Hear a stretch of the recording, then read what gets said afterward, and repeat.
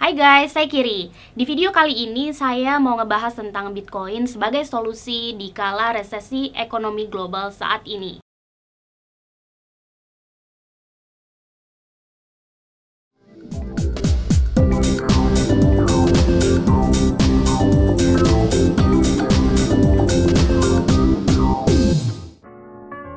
Video ini bertujuan untuk memberikan informasi dan edukasi seputar aset kripto dan bukan merupakan saran atau anjuran untuk trading dan investasi aset kripto.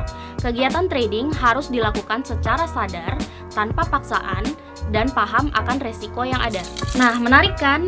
Resesi global bisa terjadi karena kondisi ekonomi sedang memburuk. Tahun 2020 dunia sedang mengalami pandemi. Banyak sektor yang terdampak karena pandemi ini, salah satunya ekonomi dunia. Saya bahas sedikit tentang resesi ekonomi ini. Resesi ekonomi adalah penurunan pertumbuhan ekonomi suatu negara berdasarkan produk domestik bruto. Kalau suatu negara mengalami resesi, artinya pertumbuhan ekonomi di negara tersebut hanya 0%. Bahkan bisa minus, artinya tidak ada pertumbuhan ekonomi sama sekali. Kalau suatu negara tidak ada pertumbuhan ekonomi, dampak yang terlihat jelas banyaknya pengangguran dan naiknya angka kemiskinan. Serem ya resesi ekonomi ini.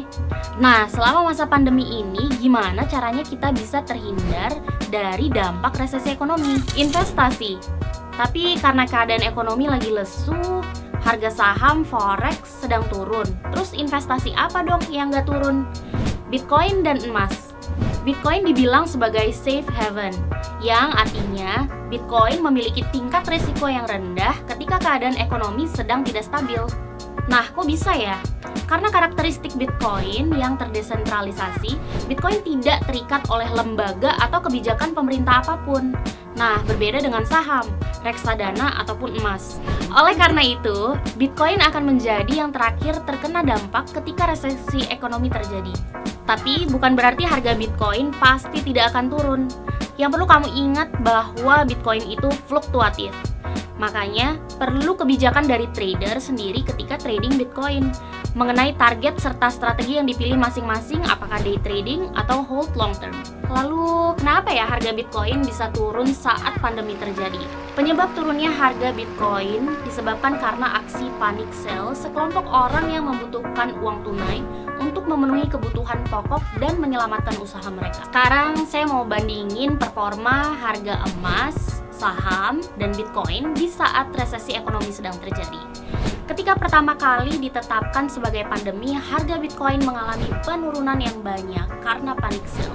Beda dengan emas yang harganya justru malah naik, sedangkan harga saham turun drastis. Kalau dilihat, Bitcoin bisa bounce back dari harga 72 jutaan pada 12 Maret 2020 menjadi 152 jutaan pada 7 Mei 2020. Wow, Bitcoin mengalami kenaikan lebih dari 50% dalam waktu hanya 3 bulan. Sedangkan emas mengalami kenaikan harga dari 720 ribuan di bulan Februari ke 863 ribuan per gram di bulan Mei. Terus saham gimana? Saham masih dalam kondisi bearish sampai saat ini, dan kemungkinan akan mengalami kenaikan ketika kondisi pandemi ini bisa teratasi. Saya tertarik banget nih lihat pergerakan harga Bitcoin dari awal kemunculannya sampai hari ini. Ada yang bisa tebak berapa harga Bitcoin saat pertama kali muncul? Saat Bitcoin pertama kali muncul tahun 2008, belum ada transaksi yang tercatat. Di tahun 2011, barulah transaksi pertama kali muncul. Kalian bisa tebak harganya berapa? Cuma $1 atau sekitar Rp14.000. Wow, dan sekarang harganya bisa ratusan juta. Gimana ya caranya bisa sampai segitu? Supply dan demand, Bitcoin perlahan mulai dikenal oleh masyarakat. Tahun 2013, Bitcoin mengalami lonjakan harga pertama menjadi 14 jutaan. Lonjakan harga kedua, yaitu tahun 2017, menjadi all-time high harga Bitcoin, yaitu sekitar 290 juta. Tahun 2018 dan 2019 merupakan long winter bagi Bitcoin. Kamu bisa simpulkan investasi yang high return pasti high risk. Bitcoin bisa jadi solusi di saat resesi karena karakteristik Bitcoin yang terdesentralisasi. Bitcoin juga mampu untuk bounce back ketika harga turun karena demand Bitcoin yang terus bertambah dan jumlah Bitcoin yang terbatas. Sekian dulu pembahasan video kali ini. Jangan lewatkan video selanjutnya. Invest aja dulu. Jangan lupa like, komen, dan subscribe. Aktifin juga loncengnya supaya kamu terus dapat updatean baru dari kita.